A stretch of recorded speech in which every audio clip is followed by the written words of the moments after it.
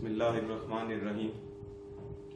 آج کی جو نظم ہے اس کا نام عرفی ہے، اور عرفی ایک انگریز کے زبانی جو ہے، انگریز بتاتا ہے کہ یہ ایک فارسی کے صوفی شاعر ہیں جو اکبر بادشاہ کے دربار میں کام کرتے تھے، اور اس کے اندر اقبال کا دل ان کی قبر پہ ایک شکوہ کرتا ہے ان کی قبر سے، جس کے جواب میں وہ اقبال کو کوئی تلقین کرتے ہیں۔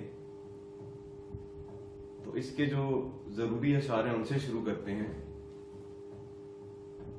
اقبال اس کے اندر عرفی کے بارے میں بتاتے ہیں۔ پہلے کہتے ہیں فضائے عشق پر تحریر کی اس نے نوا ایسی، میسر جس سے ہے آنکھوں کو اب تک اشک عنابی۔ کہتے ہیں فضائے عشق پر تحریر کی اس نے نوا ایسی، یعنی فضائے عشق پر یعنی عشق پر تحریر کی اس نے نوا ایسی۔ نوا کا مطلب ہوتا ہے نغمہ، یہاں پہ نغمے سے مراد ہے شاعری، یعنی اس نے عشق پر ایسی شاعری لکھی میسر جس سے ہے آنکھوں کو اب تک اشک عنابی۔ اشک عنابی کہتے ہیں لال آنسوؤں کو، تو یہاں پہ مراد ہے خون کے آنسو۔ کہتے ہیں اس نے شاعری ایسی کی عشق پہ کہ جس سے اب تک دل خون کے آنسو روتا ہے، یعنی وہ عشق کو اور بھڑکاتی ہے اس کی جو شاعری، اتنا زبردست شاعر ہے۔ میرے دل نے ایک دن اس کی تربت سے شکایت کی، نہیں ہنگامہ عالم میں اب سامان بے تابی۔ کہتے ہیں میرے دل نے ایک دن شکایت کی اس کی تربت سے، تربت کہتے ہیں قبر کو۔ کہتے ہیں میرے دل نے ایک دن ان کی قبر سے شکایت کی، نہیں ہنگامہ عالم میں اب سامان بے تابی۔ کہتے ہیں اب یہ ہنگامہ عالم میں جو دنیا چل رہی ہے، ہنگامہ عالم میں اب سامان بے تابی، یعنی وہ عشق میں بے تاب رہنے والا وہ سامان ہی لے لیا گیا ہے۔ اور اقبال اس کے حقیقی کی بات کرتے ہیں اپنی شاعری میں، یہ لوگوں وغیرہ سے نہیں، خدا سے عشق کی بات کرتے ہیں۔ تو کہہ رہے ہیں کیا ہوا، وہ کدھر گیا عشق، وہ بے چینی، وہ بے قراری، مزاج اہل عالم میں تغیر آ گیا ایسا کہ رخصت ہو گئی دنیا سے کیفیت وہ سیمابی۔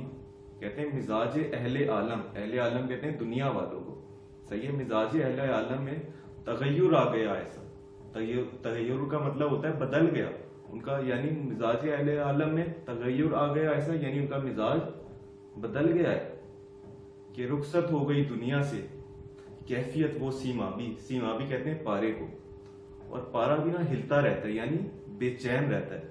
تو کہتے ہیں وہ جو عشق میں بے چینی کی اپنے محبوب سے حالت تھی، وہ رخصت ہو گئی ہے، کہ رخصت ہو گئی دنیا سے کیفیت وہ سیمابی، وہ پارے جیسی حالت وہ رخصت ہو گئی۔ فغان نیم شب شاعر کی بارے گوش ہوتی ہے، نہ ہو جب چشم محفل آشنائے لطف بے خوابی۔ کہتے ہیں فغان نیم شب شاعر، فغان نیم شب کا مطلب ہے آدھی رات میں آہو فریاد کرنا۔ اور یہ اقبال اپنی شاعری کو کہہ رہے ہیں، جو اللہ کے حضور پہلے وہ آدھی رات کو اٹھ کے فریاد وغیرہ کرتے تھے اور پھر جو شاعری لکھتے تھے۔ کہتے ہیں فغان نیم شب شاعر کی بارے گوش ہوتی ہے، بارے گوش کا مطلب ہوتا ہے کان پر بھاری ہوتی ہے، یعنی مشکل ہوتی ہے سننا، یعنی اسے سمجھنا بھی مشکل ہوتا ہے۔ فغان نیم شب شاعر کی بارے گوش ہوتی ہے، یعنی میری شاعری اس وقت کانوں پہ سننا مشکل ہو جاتی ہے، نہ ہو جب چشم محفل آشنائے لطف خوابی۔ کہتے ہیں نہ ہو جب چشم محفل، چشم محفل کہتے ہیں جو محفل والوں کی آنکھیں، اور یہاں پہ محفل سے مراد ہے جو ان کی شاعری سن رہے ہیں، جو بھی سنتے ہیں۔ نہ ہو جب چشم محفل آشنائے جاننے والے لطف بے خوابی۔ لطف بے خوابی یعنی رات میں جو نیند نہیں آتی نا، اور اس کی وجہ سے بے خوابی ہوتی ہے، اس میں جو مزہ آتا ہے، جو اپنے محبوب حق کے لیے بے چینی کی وجہ سے بے خواب راتیں ہوتی ہیں، اس میں جو مزہ آتا ہے اس سے یہ آشنائی نہیں۔ تو کہتے ہیں نہیں، میری شاعری کس طرح سمجھ آئے گی، وہ بارے گوش ہوگی، نہ ہو جب چشم محفل آشنائے لطف بے خوابی۔ کہتے ہیں جب تک یہ جو سننے والے ہیں ان کی آنکھوں میں وہ بے خوابی نہ ہو جو ایک عاشق کو میسر ہوتی ہے۔ کہتے ہیں کسی کا شعلہ فریاد ہو ظلمت ربا کیوں کر، گرا ہے شب پرستوں پر سحر کی آسماں تابی۔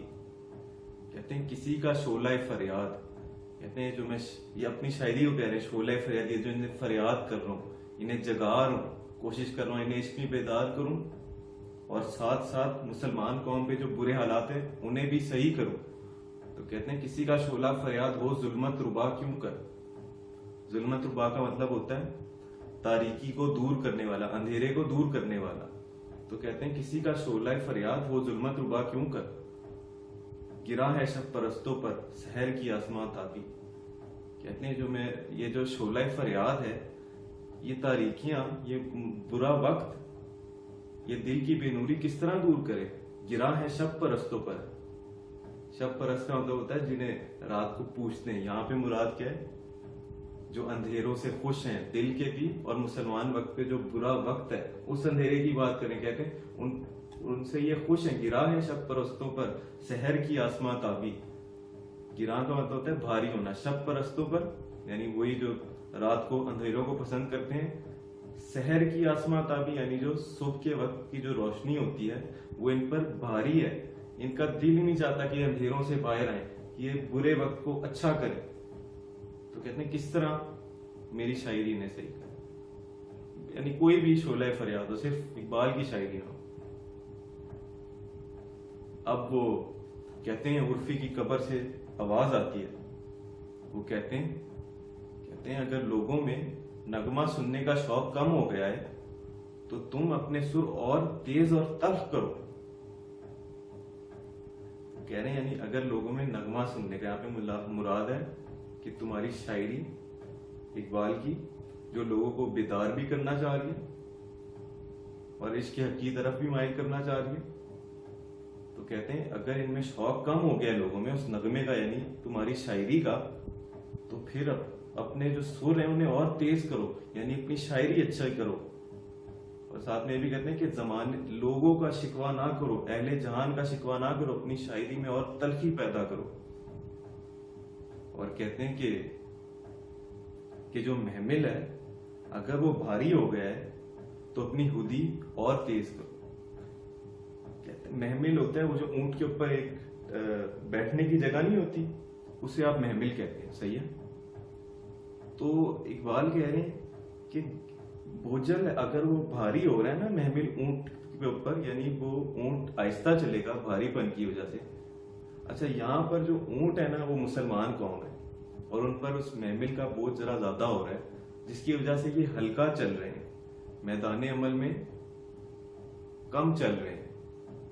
تو اقبال کہہ رہے ہیں، تو وہ انہیں تلقین کر رہے ہیں اقبال کو کہ تم اپنی ہودی تیز کرو. ہودی وہ گانا ہوتا ہے جو اونٹوں کو تیز چلانے کے لیے گایا جاتا ہے. تو کہتے ہیں اپنی شاعری اور تیز کرو. یہ جو مسلمان قوم کے اونٹ ہے نا، ان پہ بوجھ ہے، آزمائش ہے.